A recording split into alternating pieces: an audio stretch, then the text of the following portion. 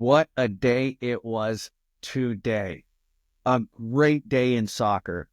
The controversy that happened in the Real Madrid game. No era penal. 2 La Liga games in a row. Man City beating Newcastle 4-0. Marmoush, the new signing with the Hattie. Then Leverkusen trying to repeat as champions in the Bundesliga, taking on Bayern Munich, and they could not pull it off. Bayern Munich held them to a tie, even though Leverkusen should have won. What a day. But most importantly, San Diego FC played in their final preseason game, and they got that W. So super excited to go over this. Super excited to see the team look really, really well, play really, really well. And yeah, they did that. 6-0. So welcome to the Penalty Kick Podcast. This is Mike Gio, and we have to talk about San Diego's domination against the New York Red Bulls today. It was textbook from beginning to end. There was no point in the game where I thought New York Red Bulls really posed a threat, and the entire game from beginning to end, San Diego FC really had their foot on the throttle the entire time. The defense looked solid. Everything about today looked good. And you know me, sometimes criticism is worth more than a compliment. But don't forget to give props when props are due. So we have to give the props today because San Diego FC deserved all of that. The players deserve all of that. Mikey Varas deserves all of that. First game, it did not look good. It actually looked pretty bad. Second game video, I did say we looked a lot better, but we also lost 3-0. This third game, we looked great. And it is exciting because the regular season is right around the corner. The regular season is coming up on us fast. But let's get into the game recap. Starting lineup today. I think this is going to be the starting lineup moving forward in the regular season and for most of the regular season. Maybe one or two changes here and there, but this is going to be the core group. So you're going to have Ingvartsen up front. You're going to have Lozano and Dreer on the wings. De La Torre, Godoy, Tverkov in the middle. Negri, McNair, McVeigh, Lawfulson doing the defensive back. And then you had Dos Santos in goal. So that starting lineup started great today. But I have to tell it how it is. I got to speak truth. I got to keep it real. The San Diego FC YouTube stream was down for the first 25 minutes. So no one watching from home could actually see what was going on. The stream was just not playing. It wasn't up. And it was harsh because we had 2 goals at that time. I did watch the highlights, but you can't glean always too much from highlights. But in the 8th minute, we had a fast break counterattack to the left where Chucky got the ball, passed it over to the right to Dreer, and we're up 1-0. Then in the 17th minute, Chucky runs down the middle. A pass is right down the middle. Chucky's one-on-one with the keeper. We're up 2-0 in 17 minutes. And the only bad part about the game today was Negri went down in the 28th minute and he was actually subbed off. It didn't look too bad, so I hope this is not a major injury, maybe a sprain or a strain of some sort, but he did have to get subbed out. A little worrisome, and the only bad part about today, so hopefully he's going to be all right, and it's nothing too crazy. Then in the 40th minute, De La Torre receives a long ball from Sverkov, brings it down in stride with a silky smooth touch, and then it's one-on-one with the goalkeeper, and he slots it home to the left. It was domination in the first half. New York Red Bulls didn't come up with anything. I really didn't write down anything that they did well. I didn't see anything that we did bad. But you know when a team is up 3-0 at halftime, the other team is going to be desperate. You know they're going to come out with their foot on the pedal in the second half, and that's what New York Red Bulls did. For the first 10, 15 minutes, they were pressing us. They were putting us under pressure, putting us in our half of the field. But as it so happens, when you put that much pressure, you're that aggressive, you leave a lot of space and a lot of opportunity for a counter. And in the 61st minute, Dreer scored against the run of play. And then right after that, another counterattack. 64th minute, played a long ball from the right side of the field to the left side of the field, open space runner. Then the open space runner passes it to the middle, and Ingvardsson is able to have all the time in the world, pick out his spot, and then put the ball away. So that was just a beautiful, beautiful switch of play and just way to run and move together. Then in the 90th minute, Valkyrie drew a penalty after a good defensive press. We were pressing their defensive backs, and we got the takeaway. Valkyrie drives into the box, gets fouled, and then Boateng, Ima, steps up to this spot. And you know what? Ima was not scared to step up to that spot because he slotted it home with emphasis. 6-0 San Diego FC. Game over. Kendrick Lamar at the Super Bowl, game over.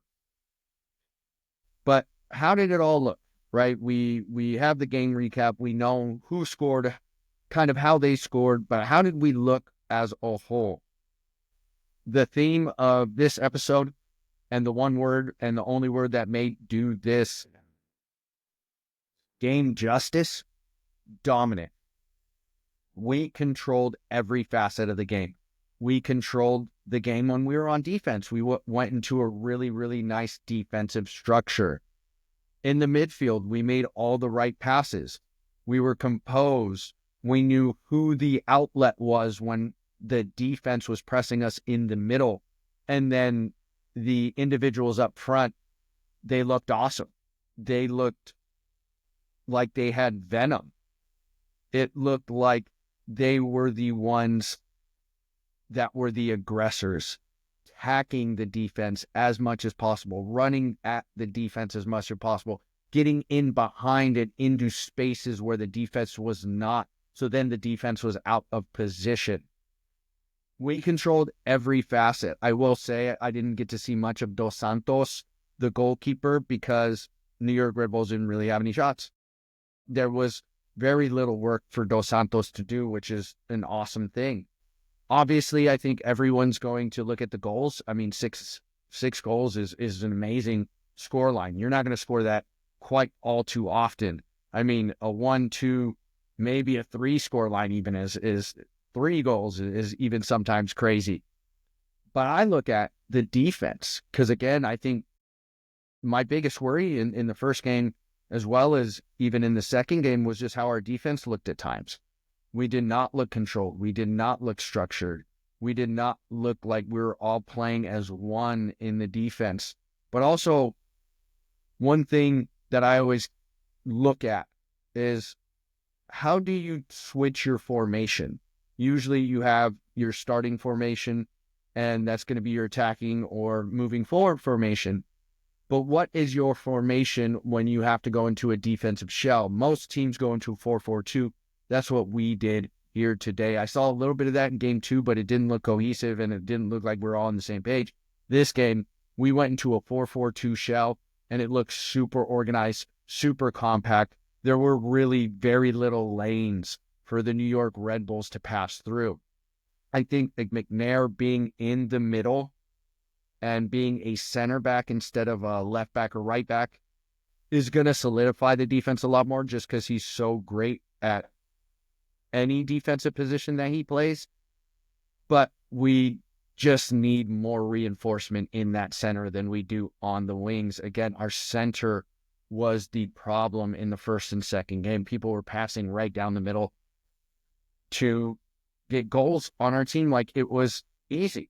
And when we talk about the offensive end, I didn't see how it was all coming together. I did see in the first game we were passing over the top, and that's actually when we looked best. In the second game, we were a little bit more controlled. We were a little bit more in the final third and attacking the other team's defense, but we weren't able to break down the defense. It looked like we're going to be a more counterattacking team. We're going to be over-the-top team. San Diego FC wants to invite pressure, which leaves space in the back.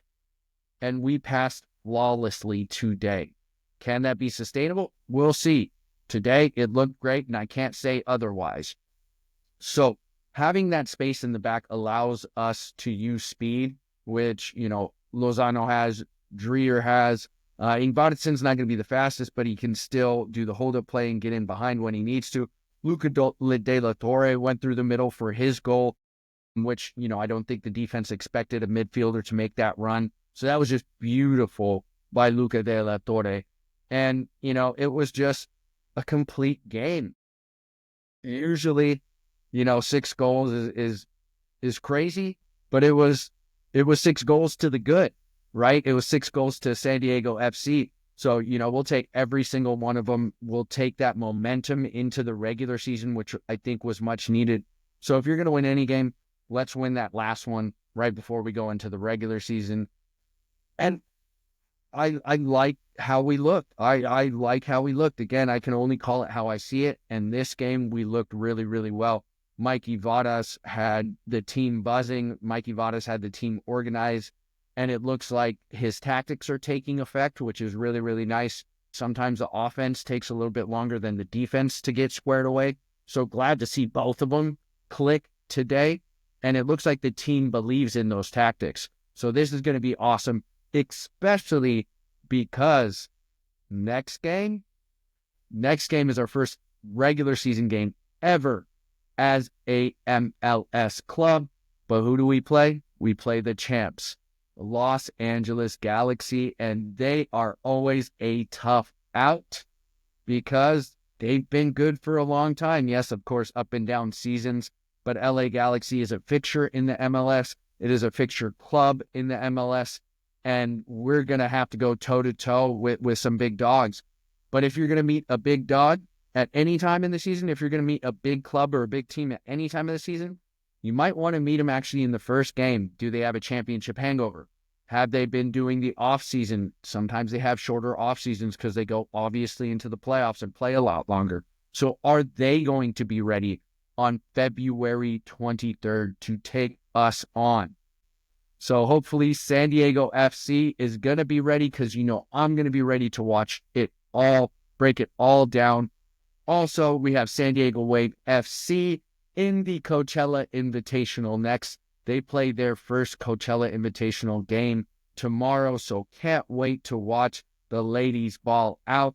But hopefully, y'all are going to be there tomorrow at Snapdragon Stadium for San Diego FC's kickoff event. I cannot wait to go there. The players are going to be there. Season ticket members, if y'all are season ticket members, y'all are going to get a gift, which looks a lot better than the first one. We'll also be talking about that. And just enjoy the vibes. There's also going to be a tailgate at 10 a.m. in the morning in the purple lot of Snapdragon. Go see those supporters. The supporters of the club are going to be there. They're throwing that parking lot party out there. So come enjoy the festivities. Mike Gio is going to be there for all the action. I'll give y'all an inside look for anyone who's not going to go. Make sure to post a video of it. But this is Mike Gio for the Penalty Kick Podcast. I can't wait to get the season started. I can't wait to see San Diego Wave FC get their preseason started. And I'll see you at the penalty spot.